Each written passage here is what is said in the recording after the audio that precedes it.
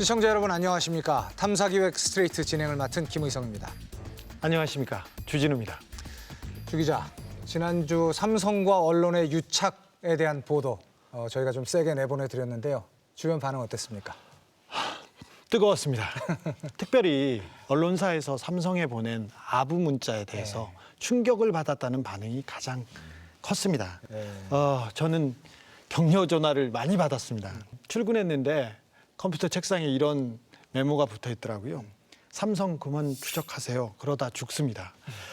네, 뜨거운 성원 감사합니다. 네, SNS상에서는 정말 반응이 뜨거웠는데요. 그래서 그 다음 날 네티즌들이 장충기를 검색어에 올려야 된다는 운동을 벌이기도 했습니다. 네, 그래서 다음 날도 한동안 그 검색어 순위에 장충기라는 이름이 올라 있었는데요. 생업에 바쁘실 텐데 이런 데까지 신경 쓰시게 해서 진심으로 송구하게 생각합니다.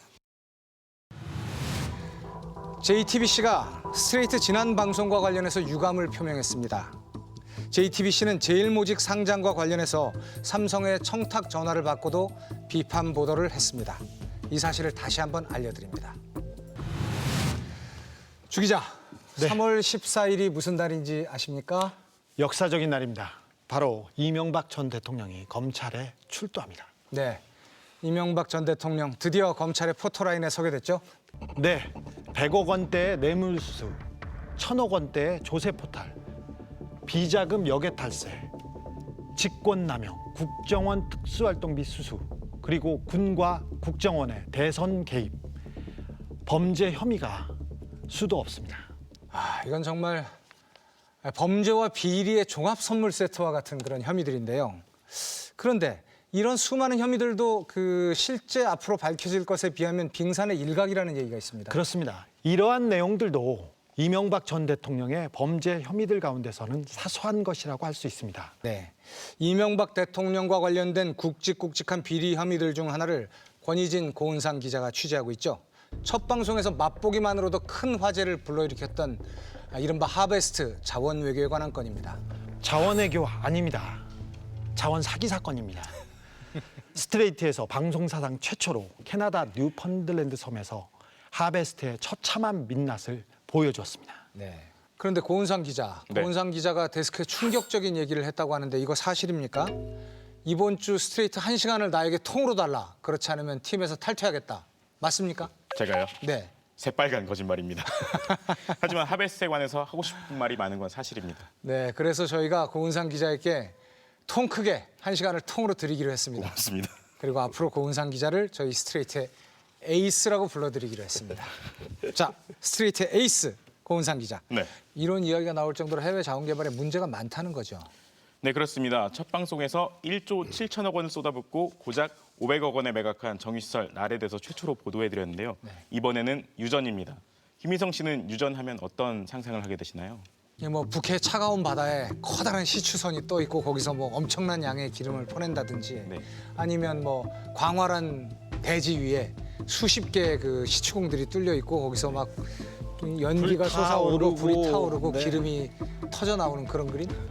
네, 보통 거대한 유전과 한 군데 집중된 시설을 상상하시잖아요. 네. 그러나 하베스트는 전혀 달랐습니다. 직접 캐나다에 있는 하베스트 유전에 다녀오신 거죠? 네, 그렇습니다. 충격적이었습니까? 네, 실제로 보면 좀 충격적이실 겁니다. 대한민국을 자원 강국으로 만들어준다며 인수한 하베스트, 그 현장을 직접 취재했습니다. 보시죠. 캐나다 서부 엘버타주의 겨울. 북극에서 불어오는 차갑고 강한 바람이 온몸을 두드립니다. 체감 온도를 가늠하기조차 어려운 강추위. 엘버타주의 중심 도시 캘거리에서 1시간 정도를 차로 달려나가자 끝없이 펼쳐진 거대한 평원이 나타납니다.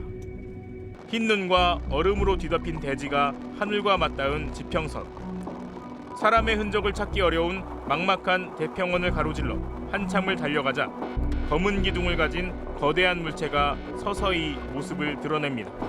펌프제 같은데요. 펌프제, 일명 메뚜기라 불리는 원유 추출 장치. 유전에서 원유를 캐내고 있습니다. 한국석유공사는 캐나다 하베스트사로부터 이런 유전들을 인수했습니다. 유전 시설에 접근하려면 허가를 받은 뒤 보호 장비를 반드시 착용해야 합니다. 네, 한국석유공사가 지난 2009년에 4조 5천억 원을 들여 인수한 하베스가 가진 유전 중에 한 곳입니다. 주위를 둘러보시면 아시겠지만 상당히 넓은 대지 위에 사실 이 유전만 거의 덩그러니 서 있는 모습을 볼 수 있는데요. 이곳 엘버타주 전체 석유 유전들이 이렇게 넓은 지역에 분포가 되어 있습니다. 광활한 벌판에 점 하나, 펌프잭 한 대가 덩그러니 서서 정적을 깨며 원유를 뽑아내고 있습니다. 그나마 다른 한 대는 고장이나 움직이지 않습니다. 단 3명의 현지 직원과 한국석유공사의 파견 직원 1명이 이 유전을 관리하고 있습니다. 인근의 가스전으로 이동했습니다. 저기 보이는 작은 시설인가요? 오른쪽에 있어요. 그런 것 같은데요? 왼쪽. 설마 저 조그만 저 시설 저거. 하베스 입구 하베스라고 써있네요. 주변 반경 30m에 철망이 둘러져 있고 입구에 세워진 하베스트라는 작은 간판만이 이곳이 석유공사가 인수한 시설임을 알려줍니다.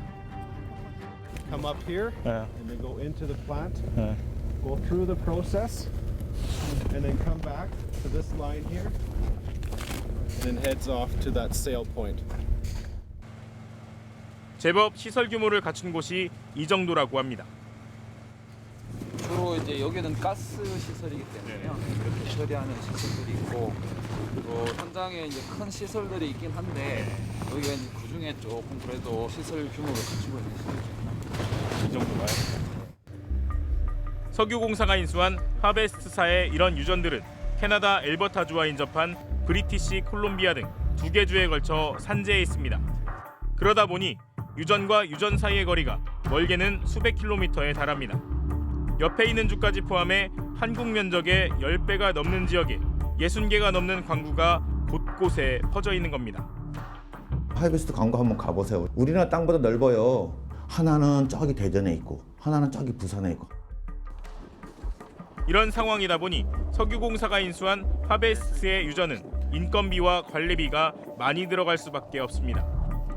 2002년 설립된 캐나다 하베스트사는 유가가 폭등해 배럴당 $100에 육박하던 시기에 이런 작은 유전들을 하나하나씩 사들이며 몸집을 불렸습니다. 크고 작은 유전들이 여기저기 퍼져 있는데 생산 효율성이 높을 리 없습니다. 광구들이 그냥 한 군데 몰려 있지 않고 여기저기 이렇게 퍼져 있으니까 그거를 이렇게 그 오일을 생산하려면 돈이 훨씬 더 많이 들어가야 되는 거죠. 그러니까 잘 안 사는 거죠, 누구도. 그나마 유가가 높을 때는 좀 나았습니다. 그러나 2008년 국제금융위기와 함께 유가는 곤두박질 쳤고 효율성이 떨어지던 중소기업 하베스트는 존폐의 기로에선 엄청난 위기에 직면했습니다.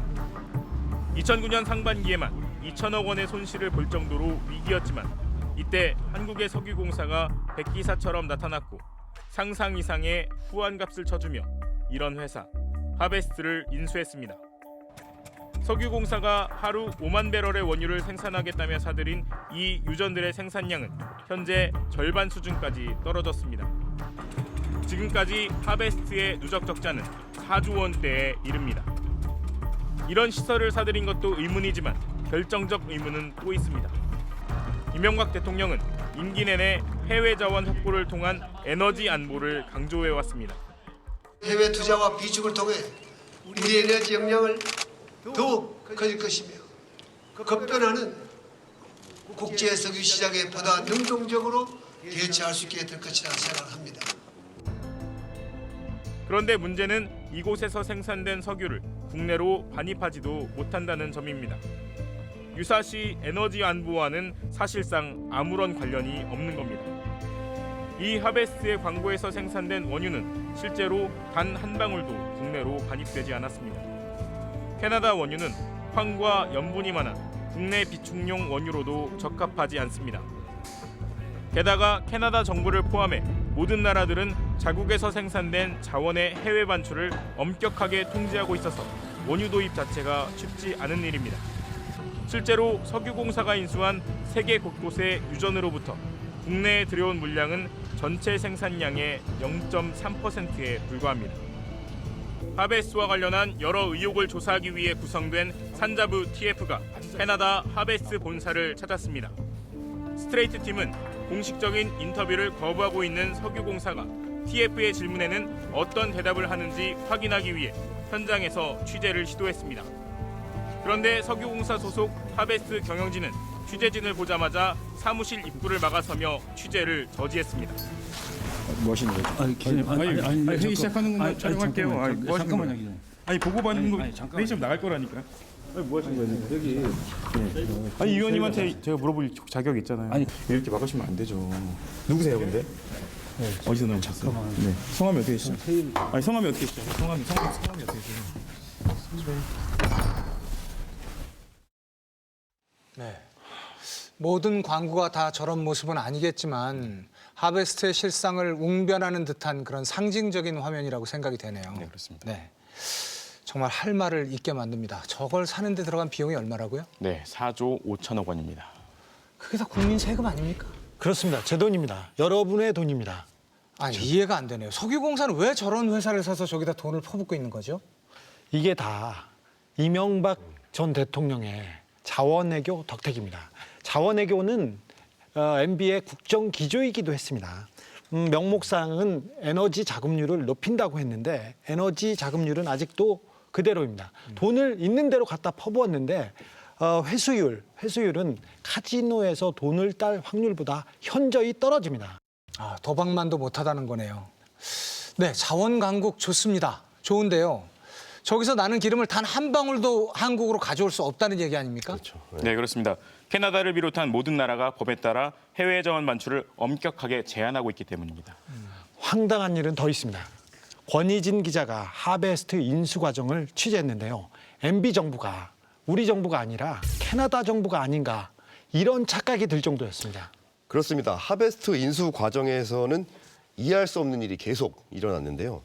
처음에 석유공사가 제시한 금액은 4조 5천억 원이 아니라 절반 정도 되는 2조 6천억 원이었습니다. 저는 뭐 솔직히 2조 6천억 원도 납득이 가지 않습니다. 그런데 거기에 2조 원이 더해졌다고요? 네. 석유공사와 하베스트가 협상 테이블에 앉아있던 기간은 정확히 42일입니다. 그러니까 42일 만에 가격이 2조 원 정도가 더 올라간 거죠. 그런데 이 과정이 정말 이상합니다. 도대체 협상 테이블에서는 어떤 일이 있었는지 취재했습니다. 취임 초기부터 이명박 전 대통령은 정부 역량을 총동원한 공격적인 해외 자원 개발을 독려하고 나섰습니다. 우리 대한민국도 앞으로 저 자신을 포함해서 총리, 주무장관, 또 관계 장관들이 보다 효과적으로 자원 확보를 위한 노력을 해야 합니다. 그러던 2009년 9월 9일 한국석유공사는 캐나다 석유기업 하베스트의 유전을 사기 위한 가격 협상에 돌입합니다. 당시 하베스트는 부채만 2조 5천억 원, 매물 가운데 가장 매력이 없다는 게 시장에서의 평가였습니다. 석유공사는 최초 2조 6천억 원을 제시했습니다. 하베스트는 바로 다음 날 이를 거절합니다. 11일 뒤 석유공사는 다시 2천억 원을 올려 2조 8천억 원을 제시하지만 역시 거절당했습니다. 이틀 뒤엔 값을 올려 다시 3조 1천억 원을 제시했고 이후 유가가 오르면 추가 대금을 주겠다며 옵션까지 내건 제안을 했습니다. 그런데 적자가 쌓여가고 있던 상황에서도 하베스트는 오히려 아쉬울 게 없다는 듯 꿈쩍도 하지 않았습니다. 오히려 안달이 난 것은 석유공사처럼 보였습니다. 그러다가 돌연 하베스트는 터무니없는 제안을 해옵니다. 캐나다 동부 끝에 있는 70년대에 지어진 낡은 골칫덩어리 정유시설까지 사가지 않으면 석유공사가 원하는 유전을 팔지 않겠다는 것이었습니다. 다시 말해 하베스트라는 회사 전체를 사라는 요구였습니다. 유전을 사려는 석유공사에게 아예 부실투성이 회사를 통째로 인수하라는 황당무계한 역제안을 해온 것입니다. 그런데 놀랍게도 석유공사는 이런 터무니없는 제안을 받아들였습니다. 4조 원까지 줄 수 있다고 후한 인수 금액까지 제시했습니다. 그런데 하베스트는 또다시 석유공사의 이런 제안마저도 거절했습니다. 그러면서 이제는 가격을 더 올려주지 않으면 6일 뒤엔 아예 협상을 종료하겠다고 일방적으로 통보했습니다. 하베스트가 이렇게까지 나오자 강영원 당시 석유공사 사장은 협상은 깨졌다고 판단하고 협상팀을 이끌고 귀국합니다. 협상이 깨졌다는 사실은 곧바로 지식경제부 최경환 장관 등에게도 보고됐습니다. 그때 당시에 일부 직원을 제외하고는 다 들어왔어요. 그때 이제 저도 포함해서 다 들어왔어. 그냥 들어왔을 때 이거 안 되나 보다. 그때 언뜻 듣기로도 이번도 안 되겠다. 뭐 이런 분위기였다는 거죠. 그러면서 한국에 들어와 있는데 갑자기 급하게 이제 상황이 변한 거죠. 아까 말. 강 사장 일행은 10월 18일 일요일 인천공항에 도착해 휴대폰을 켜자마자 전화를 받습니다. 석유공사 사장 부사장은 귀국하면 장관실로 오도록 하라. 강영원 사장은 공항에서 즉각 과천으로 달려가 최경환 지식경제부 장관을 면담합니다. 캐나다에서 와서 이것을 주무부처인 산업부, 특히 장관 만나셨나요? 네, 만났죠. 네, 그러니까 장관께서는 보고를 했더니 아까 말씀을 이렇게 하셨어요. 잘 검토해서 추진하라. 그런 뜻으로 제가 받아들였습니다. 최경환 장관은 왜 강영원 사장을 당장 보자고 했던 것일까? 면담 뒤 반전이 시작됩니다. 최 장관과의 면담 직후 강 전 사장은 김성훈 부사장 등에게 곧바로 다시 캐나다로 돌아가 협상을 마무리하라고 지시를 내린 것입니다. 인수팀은 한 통의 전화를 받았습니다. 정부하고 회사 전체를 한 번 인수 추진하기로 방침이 결정됐으니까 평가라든지 이것을 준비하라. 김성훈 부사장이 와서 협상을 할 것이다. 같은 시각 국내의 움직임은 더 급박했습니다. 다음 날인 19일 이명박 정부의 핵심 실세 박영준 국무총리실 차장이 석유 쪽 해외 자원 인수 실적이 부족하다며 강영원 사장을 압박합니다. 그리고 다음 날인 10월 20일 하베스트 인수 주관사인 메릴린치에서 보고서가 나옵니다. 73년에 만들어져 고물이라고도 불리던 정유시설을 북미 지역 최신 정제소 중 하나라며 가치를 1조 원이라고 평가해 줬습니다. 이런 엄청난 결론을 내리는 데 걸린 시간은 단 3일. 메릴린치 보고서가 나온 다음 날인 10월 21일 캘거리에 도착한 김성훈 부사장은 결국 4조 원에다 5천억 원을 더 올려주기로 하고 협상을 마무리했습니다. 최종 인수 가격 4조 5천억 원. 협상 42일 만에 2조 6천억 원에서 시작된 인수 가격은 4조 5천억 원으로 약 2조 원이 뛰었습니다. 당초 유전만 사겠다는 목적과는 달리 문제의 적자투성이 정유시설까지 떠안는 방식, 즉 하베스트라는 부실한 회사 전체를 통째로 인수하는 것으로 협상은 끝났습니다. 결재를 할 당시 강영원 석유공사 사장은 이명박 대통령, 최경환 장관과 함께 동남아를 순방하고 있었습니다. 한국을 떠나 있던 강 사장은 전자 결제를 통해 4조 5천억 원짜리 계약을 서둘러 매듭지었습니다. 천문학적 규모의 이런 의혹투성이 계약을 결정한 사람은 이명박 대통령, 최경환 장관, 강영원 사장, 이 가운데 한 사람입니다. 2009년에 그 지식경제 장관일 때 캐나다 하베스트 건 지시하셨습니까? 그때 이명박 대통령하고 같이 계셨었잖아요. 석유공사 사장하고. 인정하십니까? 이명박 대통령이 지시하신 건가요? 국고 수종원 손실인데 그거 책임지실 생각 있습니까?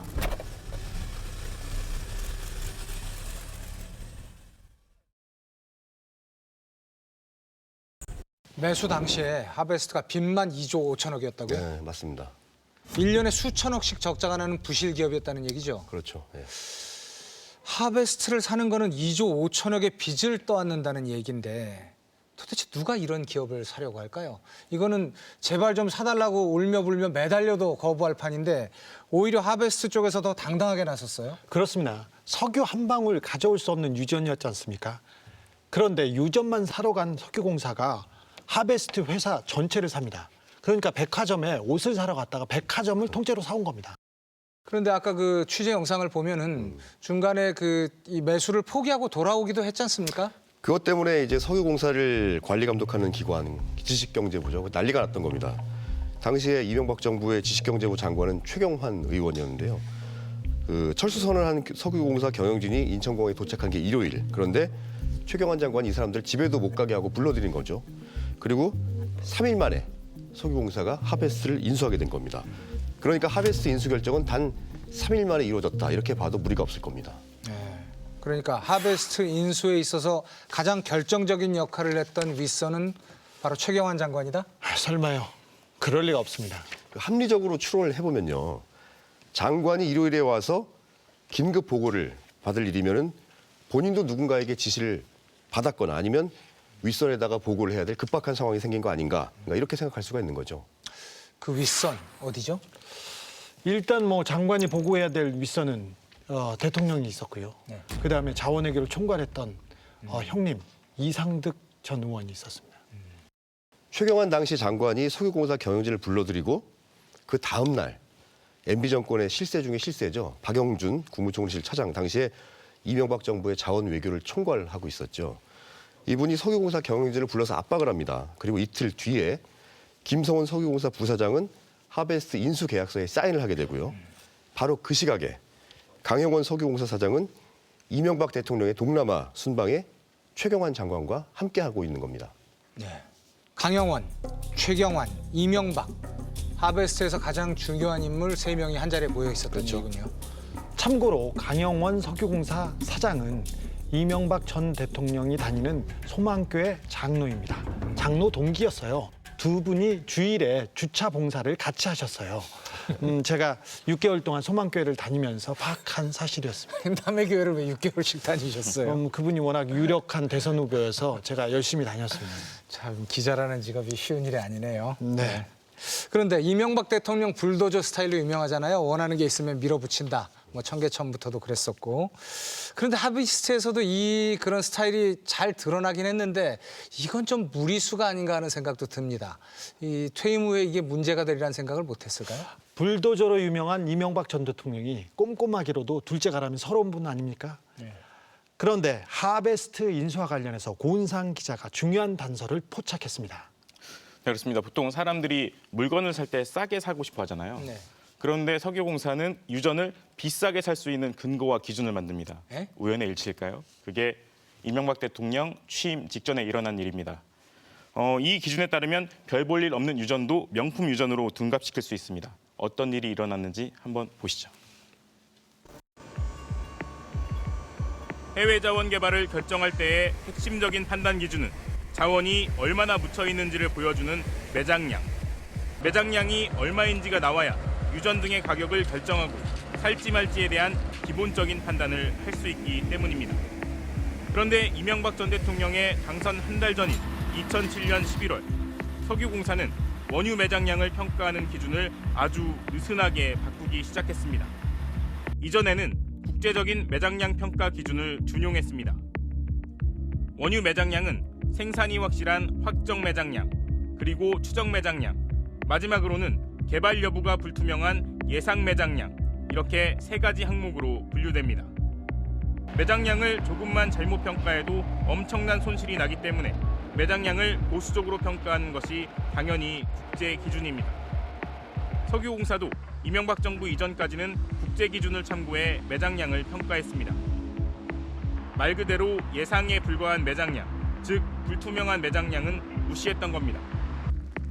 그런데 이명박 대통령의 당선 직전부터 석유공사는 이 기준을 완화하는 작업에 착수합니다.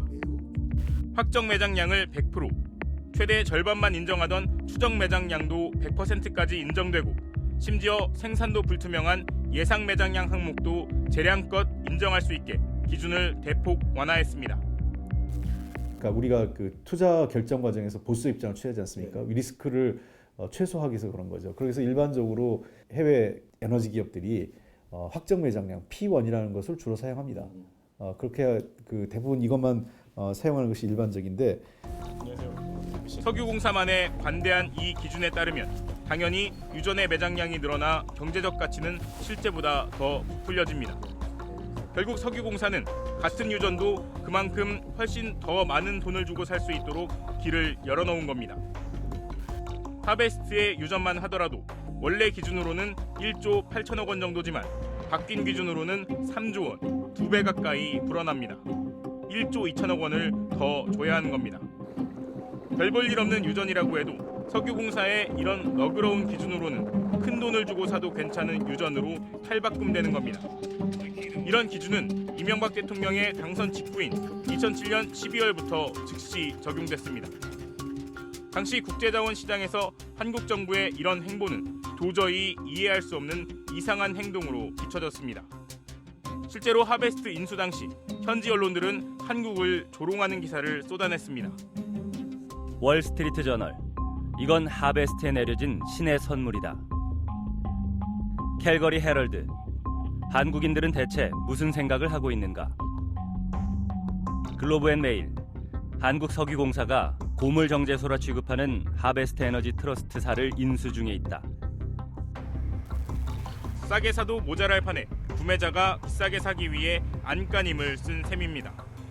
석유공사는 최근 하베스 유전 등을 살 때 면밀히 매장량을 검토하지 못했다고 털어놨습니다. 이런 느슨한 기준을 적용해 이명박 정부에서 석유공사가 쓴 해외 투자비는 17조 원에 달합니다. 아니 도대체 말이 되지 않는 거 아닙니까? 석유공사는 자신들이 팔 유전이 있는 겁니까? 그렇다면 가격을 올려야죠. 그런데 유전을 살 일만 있는 사람들이 왜 도대체 가격을 올리는 겁니까? 이해할 수 없는 일이죠, 정말. 정말 이해할 수가 없습니다.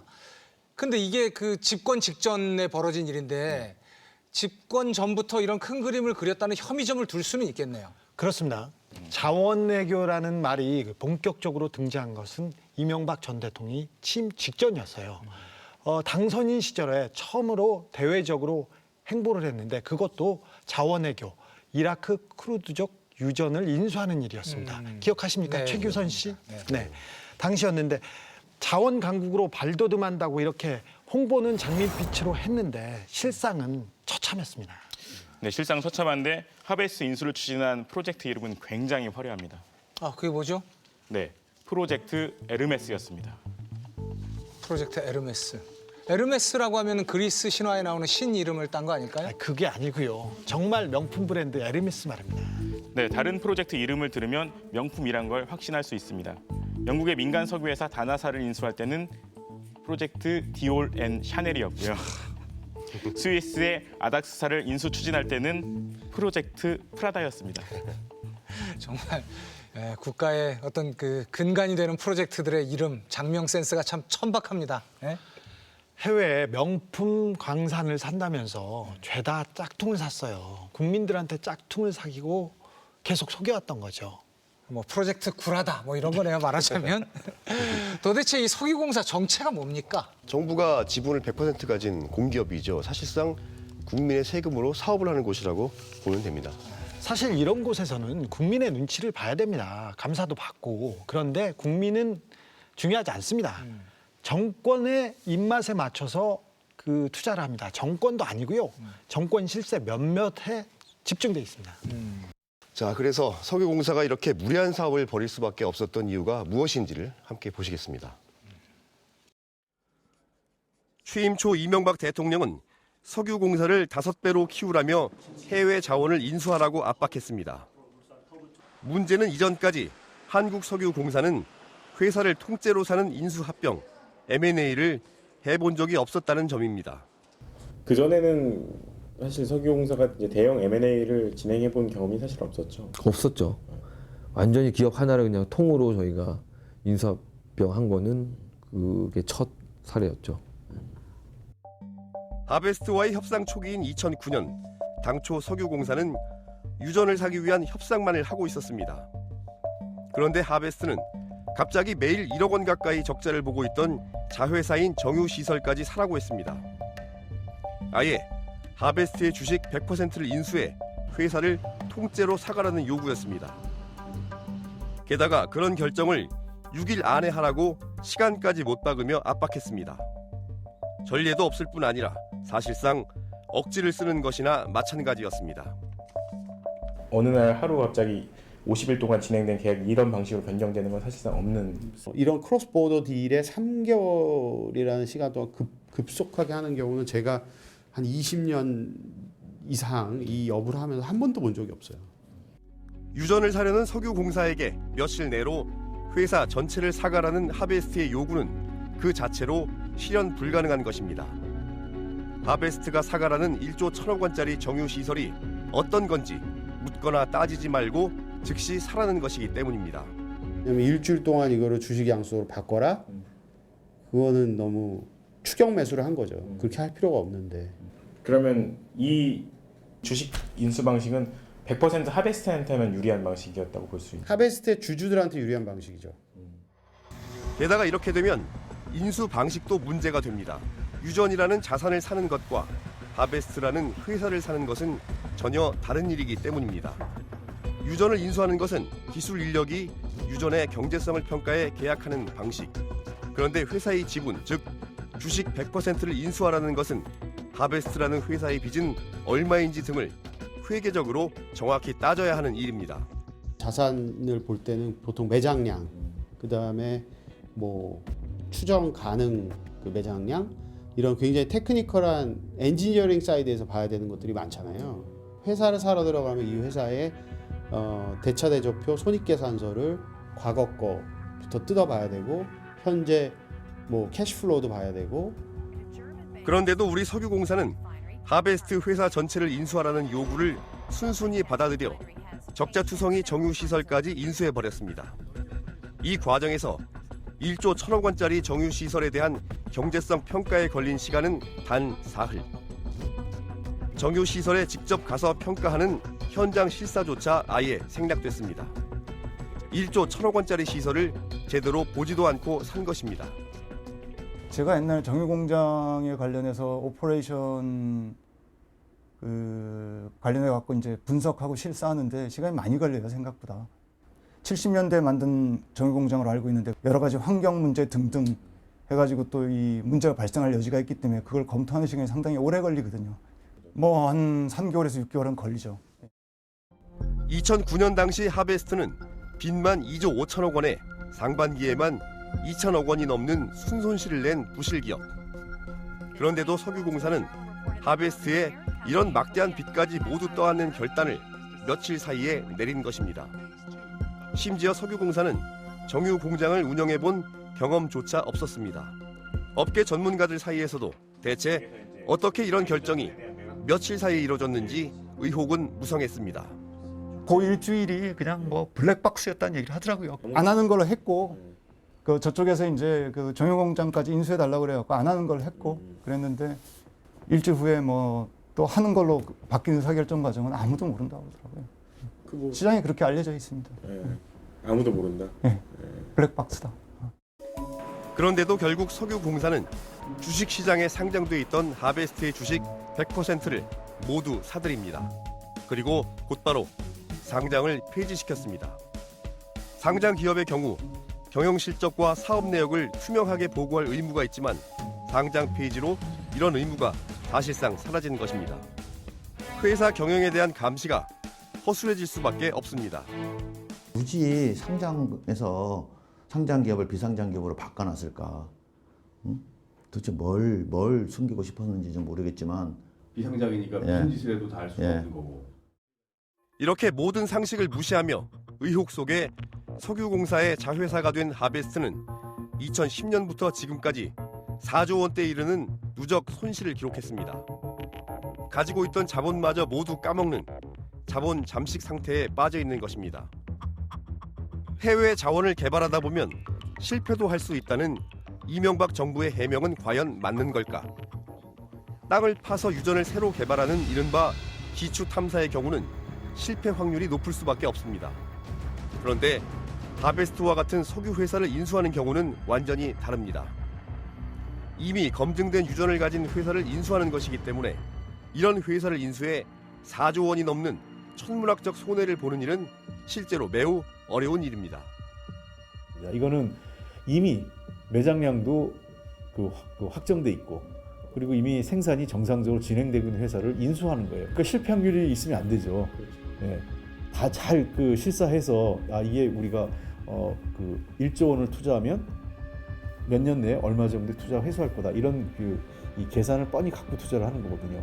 그러니까 근데 이명박 정부의 투자는 이 개발 생산 쪽으로 들어갔는데 손실이 어마어마하게 난 겁니다.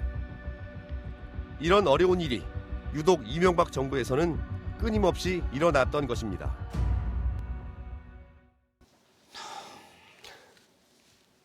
정말 화가 나네요. 4조 원의 누적 적자. 충격적입니다.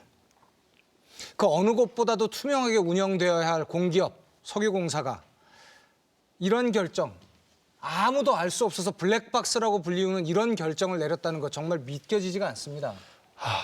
아무도 모르지만 한 사람은 알고 있습니다. 더 큰 문제는요. 주식을 인수한 다음에 상장 폐지를 시켰다는 거 아니에요? 맞습니다. 상장 회사의 경우에는 주주나 일반인들을 상대로 경영 실적과 사업 내역을 투명하게 공개해야 되지 않습니까? 그런데 하베스트는 상장을 폐지했기 때문에 이와 관련된 의무가 없어진 겁니다. 회사 안에서 무슨 일이 있었는지 정확하게 알기가 어려운 거죠. 만약에 비리가 있다면 감추기는 훨씬 쉬워지는 겁니다. 상장 회사를 사서 상장 폐지시킵니다. 아니면 쓸모없는 회사를 사서 막대한 돈을 퍼붓습니다. 그리고는 헐값에 팝니다. 이거 많이 본 내용 아닙니까? 패턴입니다. 이명박 정부 때 있었던 자원외교의 패턴입니다. 네, 포스코도 이런 투자 때문에 엄청나게 많은 손실을 보고 지금 회사 자체 뿌리가 흔들릴 정도 아닙니까? 그렇습니다. 네. 그런데 가장 중요한 문제가 지금 남아 있습니다. 저런 부실 기업을 사는데 4조 5천억을 썼어요. 자, 돈을 까먹었어요. 그럼 누가 돈을 번 겁니까, 도대체? 네, 저도 그게 가장 궁금했습니다. 그게 가장 중요한 문제고요. 네, 그래서 저희가 스트레이트 첫 방송에서 저 정유시설 날에서 맥쿼리가 돈을 벌어갔다는 걸 처음으로 보도했습니다. 네. 그렇습니다. 네, 앞으로 보실 내용은 지금껏 어느 매체에도 나오지 않은 매우 은밀한 내용입니다. 하베스 자원외교를 2달 넘게 취재하면서 알게 된 은밀한 이야기 보여드리겠습니다. 스트레이트 취재진은 복수의 해외 석유업계 전문가들에게 국제적으로 유전 거래가 어떻게 이루어지는지 내밀한 이야기를 들었습니다. 극도로 전문적인 영역인 유전을 사고 파는 일엔 천문학적인 돈이 오갑니다. 그래서 여기엔 반드시 거래를 성사시키고 돈을 받는 브로커가 100% 있을 수밖에 없다는 것. 업계선 이들을 랜드맨 혹은 리스브로커라고 부릅니다. 개발도상국에서는 정부가 직접 브로커 역할을 하고 캐나다나 미국 같은 경우에는 맥쿼리나 메릴 린치, 골드만삭스 같은 투자은행 내 전문 인력이 브로커 역할을 합니다. 이들이 받는 수수료 규모는 상상을 초월합니다. 전문가에 따르면 이 업계의 수수료 관행은 알려진 것만 대개 거래 금액의 5% 안팎. 4조 원짜리 유전을 사고 팔 때 5%의 수수료가 적용됐다면 브로커는 적어도 2천억 원 정도의 돈을 받게 됩니다. 거래 금액이 커지면 당연히 수수료도 커집니다. 하베스트 인수를 전후해 뉴욕의 월가에서는 금융정보지, 이른바 찌라시가 돌았습니다. 하베스트를 파는 쪽, 그러니까 하베스트 쪽 자문사에 프리기프트, 그러니까 공짜 선물이 많았고 이 거래는 비정상적인 거래였다는 내용이었습니다. 여기서 말한 프리기프트는 자문사에게 들어가는 일종의 리베이트 비용 등을 뜻합니다. 이 같은 소문은 금융가에서 당시 공공연한 비밀이었습니다. 이런 해외 유전 인수 과정에서 실세 정치인들이 실제보다 과다한 금액으로 계약을 하라며 압력을 가하는 일이 있었다고 석유공사 관계자는 증언했습니다. 경영진을 통해 정치인들의 외압이 들어옵니다. 지시를 듣지 않는 직원들은 바로 이상한 부서로 보내버립니다. 다시 말해 거래 금액이 실제보다 부풀려지고 액수가 커질수록 누군가는 엄청난 이익을 챙길 수 있는 구조라는 겁니다.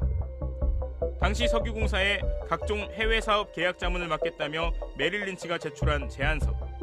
담당자 명단 가운데 눈에 띄는 이름이 있습니다. 피터 김, 한국 이름 김영찬. 이명박 대통령의 금고지기, 당시 핵심 실세 김백준 전 청와대 총무기획관의 아들입니다. 메릴 린치는 김영찬 상무를 담당자에 포함시켰고 이후 메릴 린치는 의혹투성이인 하베스트 인수 계약 등을 담당하게 됩니다. MB정부 김백준 전 청와대 비서관의 관여가 있다는 의혹이 있습니다. 인정하십니까? 아니요, 그렇게 생각하지 않습니다. 하베스트 자문에서 무슨 역할을 하셨습니까? 자문에서 역할을 한 것은 없고요. 네. 저희가 저희 업계 일반적인 관련 이명박 정부 당시 한국석유공사와 광물자원공사 등 공기업 3사가 자원 거래를 위해 투자한 돈은 32조 원. 전문가들은 해외로 빠져나간 막대한 돈이 이 브로커들에게 들어갔을 거라고 지적했습니다. 하지만 돈은 이들에게 대부분 몰래 현금으로 지급되기 때문에 장부상에는 흔적이 남지 않는다고 털어놨습니다. 브로커 수수료가 얼마라고요? 네, 거래 금액의 5%입니다. 하베스트의 경우는 정확히 알 수 없지만 통상적인 브로커 수수료를 적용하면 4조 원의 5%, 약 2천억 원입니다. 2천억 원. 이 2천억 원을 거머쥔 행운의 주인공, 그 브로커는 누굽니까 도대체? 네, 그런데 안타깝게도 이와 관련된 수사는 하나도 된 게 없습니다. 브로커, 다른 말로 랜드맨 혹은 리스 브로커라고 불리는 바로 이 존재가 하베스트 인수의 모든 의혹을 풀 수 있는 열쇠가 될 수도 있겠네요. 네, 그렇죠. 브로커들이 재미있는 부분이요. 메릴 린치와 맥쿼리 같은 자문사들이 브로커로 활동하기도 하고요. 또 비민주적인 국가에서는 정치 권력이 브로커 역할을 하면서 거액의 수수료를 챙기기도 합니다. 정치 권력 그 부분이 조금 의심스럽습니다. 저는. 네, 특히 남미나 아프리카 이런 쪽에 이제 정치 권력들이 많이 챙기고 있는 거죠. 그쪽에 많이 가신 우리나라 정치인들이 있습니다. 네, 브로커 이슈가 등장하면서 이 하베스트와 관련된 우리가 터무니없다고 생각했던 일들이 조금씩 이해가 되기 시작하는 것 같습니다. 네, 그렇습니다. 브로커가 돈을 최대한 많이 가져가기 위해서는 두 가지 조건이 필요합니다. 첫째로 매장량을 크게 부풀려서 거래 대금을 높이는 겁니다. 그렇죠. 거래액이 커야지 그만큼 수수료도 커질 테니까요. 네. 그런데 앞서 보신 것처럼 2007년부터 석유공사가 새로운 기준을 적용하면서 매장량 평가 방식을 달리했잖아요. 그러면서 거래 금액이 굉장히 커졌습니다. 대여섯 배 늘어났을 수 있습니다. 그리고 브로커의 두 번째 조건은 거래를 무조건 성사시켜야 하는 겁니다. 그렇죠. 수수료도 못 받을 테니까요. 그렇죠. 우리 석유공사도 한 차례 하베스트 인수 포기한 적 있지 않습니까? 네. 그런데 강영원 사장이 최경환 장관을 만나고 나서 3일 후에 후다닥 계약서에 사인을 했죠. 브로커가 활약을 했다고 볼 수도 있는 거네요. 네, 가능성을 추측해 볼 수 있지만 아까 말씀드린 것처럼 이 부분에 대한 수사는 단 한 번도 진행되지 않았기 때문에 알 수가 없습니다. 사실 하베스트는 숨소리 하나까지 모든 게 의혹투성입니다. 인수 시작부터 끝까지 철저하게 조사해야 됩니다. 네, 맞습니다. 하베스트 인수 의혹에는 핵심적인 검은 고리 4가지가 있습니다. 첫 번째, 이명박 대통령 당선인 시절 원유 매장량 산정 방식을 변경하라고 지시한 사람, 그리고 그 지시를 이행한 사람을 철저하게 조사해야 합니다. 네, 두 번째로는 최경환 장관도 조사 대상입니다. 하베스트는 빚만 2조 5천억 원인 부실기업인 주제에 터무니없는 가격 요구하면서 배짱을 부렸죠. 그래서 석유공사 경영진이 인수 못하겠다 이렇게 포기하고 돌아온 거 아닙니까? 그런데 최경환 장관을 만나고 나서 사흘 만에 사인을 합니다. 석유공사 경영진에게 도대체 뭐라고 했는지, 그 지시가 최경환 장관 본인의 결정이었는지 아니면 또 다른 윗선의 지시였는지 반드시 조사가 필요합니다. 사실 박근혜 검찰이 수사를 하긴 했어요. 그런데 최경환 전 장관을 부르지도 못했습니다. 서면 조사 한 번으로 수사를 끝냈습니다. 강영원 사장도 수사했습니다. 기소를 했는데 2심까지 무죄입니다. 제대로 안 했거든요. 하베스트와 관련해서는 처벌받은 사람이 한 명도 없습니다. 아닙니다. 있습니다. 네? 있습니다. 있다고요? 네. 그 석유공사 당시 하베스트 인수를 했던 M&A 팀 직원 한 명이 감봉 1개월을 받았습니다. 그거는 사내에서 그냥 처벌을 받은 거죠. 그래도 누군가 받았으니까요. 4조 5천억 원이 날아갔는데 감봉 1개월. 말단 직원. 네, 그렇군요. 경영진이 아니라 그 인수팀 실무 직원이 감봉 1개월을 말단 받았습니다. 직원이죠. 세 번째 고리는 강영원 사장이 최경환 장관을 만난 다음 날 박영준 국무총실 차장이 석유공사 경영진들을 압박했다고 했죠. 그 내용이 무엇인지 이것도 조사를 해야 됩니다. 네 번째로 2천억 원 이상을 받았을 것으로 추정되는 이 얼굴 없는 브로커, 이 사람을 반드시 추적해야 합니다. 이 주변에 또 누가 관계되어 있는지 조사해야 할 대목입니다. 네, 잊지 말아야 할 이름들이 나왔습니다. 최경환, 박영준, 강영원, 이명박, 그리고 얼굴을 알 수 없는 브로커. 정말 하베스트 어마어마합니다. 끝이 없네요. 고은상 기자, 하베스트 후속편 분명히 준비하고 계시죠? 네, 그렇습니다. 하베스트를 인수하면서도 터무니없이 돈이 많이 들어가지 않았습니까? 네. 그런데 인수 후에도 지금 천문학적인 돈이 들어가고 있습니다. 저희는 이후에 이 돈들이 어떻게 쓰이고 있는지 보여드릴 계획입니다. 하베스트를 산 돈은 이명박 정부에서 자원외교라는 명목으로 퍼부은 돈은 다 국민의 세금입니다. 내 돈입니다. 저희 스트레이트는 끝까지 이 부분을 취재하겠습니다. 네, 권희진, 고은상 기자, 이 부분 끝까지 취재 부탁드리고요. 기대하겠습니다. 이런 편지를 읽었습니다. 오래 기다렸습니다. 이제 만나면 반가운 친구로 오래오래 함께하길 바랍니다. 스트레이트 팀 국민이 함께합니다. 저희 스트레이트 시청자 게시판에 올라온 글인데요. 주 기자, 이 글 읽고 어떻게 느꼈습니까? 국민들이 언론에 바라는 바가 무엇인지 생각했습니다. 진실과 정의에 대한 보도를 얼마나 갈망하는지도 느꼈습니다.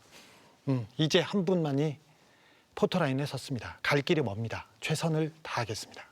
네, 저야 뭐 직접 취재를 하는 사람도 아니고 우리 스트레이트 7명의 기자 그리고 주진우 기자 믿고 이분들이 취재해온 사실들 열심히 여러분들께 전달하는 역할을 맡도록 하겠습니다. 시청자들의 응원이 어떤 의미인지 저희는 잘 알고 있습니다. 이제 칼날 위에 서 있구나 이런 두려움도 느낍니다. 하지만 진실을 향해서는 주저하지 않겠습니다. 부러질지언정 굽히지 않겠습니다. 끈질긴 추적 저널리즘 탐사기획 스트레이트. 저희는 다음 주에 뵙겠습니다.